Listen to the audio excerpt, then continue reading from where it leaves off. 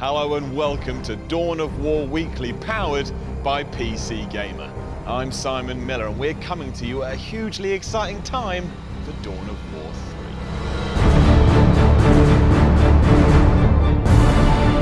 3. The open beta is underway, giving commanders all over the world their first taste of the intense battlefields of the 41st millennium.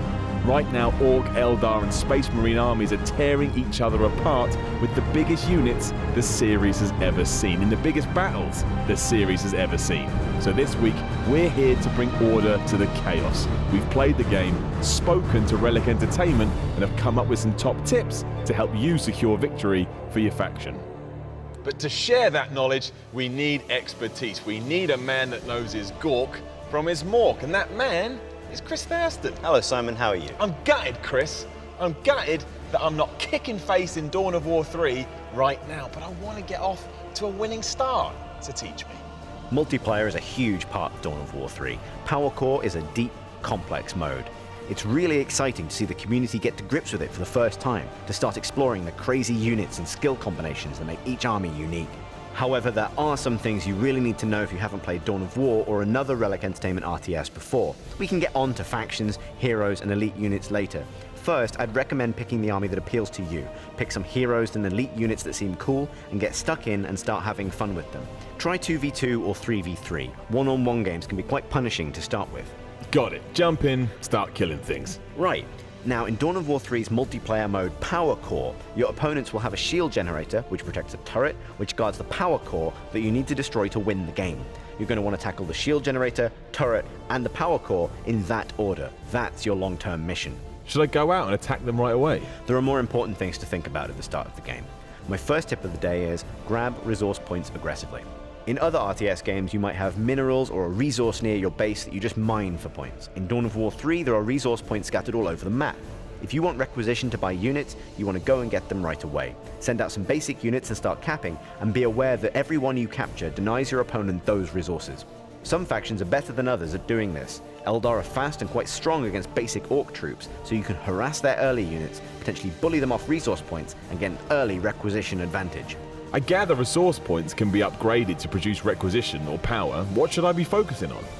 Requisition in the beginning. To build early infantry units, you normally just need requisition. Vehicles and more powerful units need both requisition and power. At some point, you want to start adding power nodes to those resource points to bring in your heavier units. But in the very beginning, requisition will let you get more squads onto the map, which is good for grabbing points and harassing. It's important to remember to constantly upgrade your resource points. You want to be sucking as much juice out of those resource nodes as you can manage. Also, think about building listening posts. These are defensive turrets that can fend off weak attempts to cap one of your points. They become progressively more powerful as the fight goes on, and are a good investment in the right places. There's one other really important thing to think about when you're developing resource nodes. Multiplayer maps have resource points that let you build an elite point node, increasing the rate at which your team gains elite points. These are hotly contested, and for good reason. So if you're earning more elite points, you can bring down your powerful elite units faster. Every elite unit has an elite point requirement you need to meet before you can deploy them. Given how powerful elite units are, you want them on the field as fast as possible. What should I be thinking about when my units meet and the bullets start to fly? That brings me on to my second tip. Always watch your minimap. In previous Dawn of War games, you could press a button to make a unit flee back to base really fast. If you overreached and the odds were against you, you could bail out of the mistake and come back later. In Dawn of War 3, that is not the case. If you overcommit or get caught out, you'll be punished. That's why it's a good idea to constantly glance at your minimap at the bottom right of the screen. As soon as enemy units move out of the fog of war, they're going to pop up there. When you see that, you can click over there, see what the unit is, and whether you need to deal with it. If you're advancing, you might see a blip just off screen ahead and know you need to be careful. If you're marching forward with a relatively fragile ranged unit like Dire Avengers, and you see some enemy close combat Howling Banshees coming in, you need to avoid that matchup. The earlier you see it, the more chance you have to back off and stay out of harm's way. How can I tell if a matchup is bad for my guys? That's a good question. Eventually, you'll get to know the units and learn the matchups. Initially though, pay attention to weapon effects. Dawn of War 3 has a carefully designed visual language that tells you a lot about what a unit can do at a glance. Firstly, close combat weapons tend to glow, or are at least very visible on dedicated close combat units. Units with close combat weapons also tend to have a way to close quickly. Assault Marines use their jump packs, Wraithblades can charge, the Space Marine Commander Gabriel Angelos can leap into combat. You don't want those guys going into your squishy ranged units, so bear that in mind as soon as they appear in a fight. Ranged units with diffuse, rapid-fire weapon effects tend to be good at killing infantry. Space Marine Devastators spray out heavy bolt gun fire. Eldar Dire Avengers fire a rapid spray of deadly energy. Flamers blanket an area in a cone.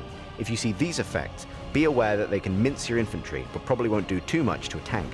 On the other hand, if you see bright focused attacks, lasers or rockets say, these are going to hurt your vehicles, but aren't very efficient at killing infantry. Space Marine Devastators with las cannons and Eldar Shadow Spectres will do these big focused beam attacks that become brighter as they do more damage. That sort of attack is going to burrow through the thick hide of a Predator tank or an Imperial Knight. The factions are so varied in Dawn of War 3 and there are so many units it might be hard to tell what's good at what right away, but you're saying the effects on the battlefield will give me an idea. Exactly. Naturally, there are exceptions. The Eldar Wraith Knight does a huge focused beam attack, which is bad news for everyone, infantry and vehicles. But the effect will tell you a lot about the type of damage that's flying around.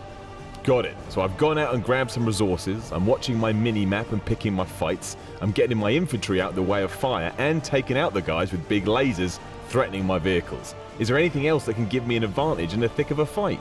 There is a small thing called attack move that could help you out. If you've played lots of competitive RTS before, this will be second nature, but it's really useful. Move and attack? Surely everything is moving and attacking. So in RTS games, you right-click to move a unit to that location. If you press A and left-click, that's an attack move. The difference is, in the first case, the unit will move there no matter what happens. A Wraith Knight could appear and start blowing them up, and they'd still keep trying to reach the place you right-clicked. If they attack move, the moment they see an enemy, they will stop and attack the instant they're in range with their weapons. This is good because your gunners attack moving towards an enemy will engage at their maximum possible range, as far away from the enemy as they can be. If they're shooting a melee unit, that gives them as much time and space as they could hope for. It's a small thing, but it's really useful. Of course, if you want to attack a specific unit in an enemy army, you'll be right-clicking to attack as normal, but attack move is useful in a lot of situations. If your ranged units are retreating from a slow, close combat unit, you can attack move back to fire off a volley and then keep retreating. Press A, left click, maximum shooting. So I'm getting some resources in, I'm winning some opening skirmishes, I'm thinking about attacking the shield generator or pushing onto the turret, but how do I decide what to build next? That's always a tough and important choice. First thing I'd say is, you don't want to look down at your resource counter and see 1,000 unspent requisition in there. Always be building. The player that gets their units out faster has more ways to affect the battlefield. A player that does this well can overwhelm a player that sits on power and requisition without spending it. However, if you can help it, don't build blind. Scout. Send idle units ahead to try and spot enemy units. As you play more and get to know the units, you'll learn the counters you need to build. If you see an Eldar player building lots of skimmers, give your Devastators las cannons. Work in some anti-vehicle into your army, for example. Also, take advantage of scouting abilities. The Eldar have a ranger hero who can illuminate big sections of the fog of war, which is really useful. Cheap Eldar skimmers can give you a lot of vision quickly. The Space Marine kill team are highly mobile and can pop behind enemy lines and quickly teleport back out to redeploy elsewhere. Orcs can scavenge a cheap death copter and send it flying around to find the enemy. If you can't identify a counter you need to build, consider setting up a forward base, building a webway to give your Eldar some extra mobility. If you're a Space Marine player, fill up your drop pods. There are always things you can build that will give you an advantage. Wherever you are on the battlefield, use the F buttons to quickly access your base build menus and spend those resources. Gotcha. That's a lot of advice, Chris. There's a lot more I could say. The heroes and elite units could have their own series. They don't simply do damage. Their abilities can affect troops around them and change the way your whole army plays. That's for everyone to discover in the open beta and beyond. I can't wait. I just need to get into the game and put some of this into practice. Let's recap on what we've covered. Sure. 1. Take out the shield generator, turret, and core to win. 2. Grab resource points aggressively and upgrade them. 3. Check your minimap and pick your fights. 4. Pay attention to weapon effects. 5. Always be building. And finally 6. Don't build blind. Scout. Thanks for the advice, Chris. I now need to lay down and absorb all of that, but you can still tune in next week for a very special episode of Community Combat, where PC gamer readers will be facing off against each other for prizes, and a PC will be smashed into a million pieces thanks to an actual real-life power fist. So it's goodbye from Chris and I, but there is still time for that Warhammer 40,000 Fact of the Week, courtesy of RTS Hero Day 9. Take it away, Sean. Thanks, Simon. Yes, it's Day 9 here with your Warhammer 40,000 Fact of the Week.